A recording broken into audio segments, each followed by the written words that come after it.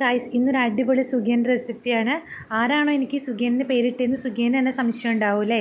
ഈ എണ്ണ കിടന്ന് തിളയ്ക്കണേ ഇതുപോലെ തിളയ്ക്കണ ഈ സുഖിയൻ ആരാ ഇത്ര സുഖമെന്നുള്ള പേരിട്ടേ? അറിയില്ല.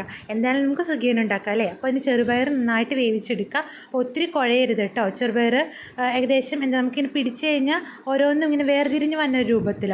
അതിനുശേഷം നമ്മൾ ശർക്കരപ്പാനി ഉണ്ടാക്കുകയാണ് ചെയ്യണം. അപ്പോൾ ശർക്കരപ്പാനി ഉണ്ടാക്കുമ്പോൾ അതിലേക്ക് തന്നെ കുറച്ച് ജീരകം പൊടിച്ചതും അതേപോലെ തന്നെ കുറച്ച് നമ്മുടെ കാർഡമം പൊടിച്ചതും കൂടെ അതിനകത്തേക്ക് ഇട്ടതിന് ശേഷം നന്നായിട്ട് ഇളക്കി ആ പാവ് കലക്കിയെടുക്കുക. അപ്പോൾ നല്ല ലൂസായിട്ടുള്ള പാവായിരിക്കണം.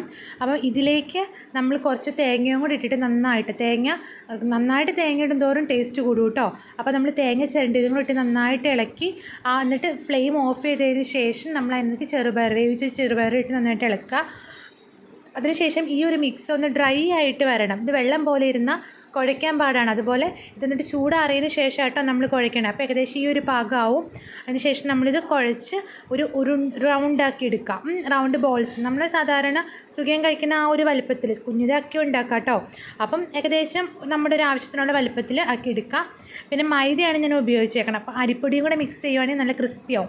മൈദയിലേക്ക് ഇത്തിരി ഉപ്പും കുറച്ച് മഞ്ഞൾപ്പൊടി ഇട്ട് നമ്മൾ കലക്കി വെച്ചിട്ടുണ്ട്. അപ്പോൾ ഒത്തിരി ലൂസായി പോവരുത്. അതിൽ നമ്മൾ ആ ഉരുണ്ടയാക്കി വെച്ചേക്കണേ പയറും കൂടെ ഇട്ടിട്ട് നമ്മൾ എണ്ണയിലിട്ട് വറുത്തെടുക്കുക. അപ്പോൾ നമ്മുടെ സുഖിയൻ തയ്യാറായിട്ടുണ്ട്. എന്തായാലും അടിപൊളി റെസിപ്പിയാണ്.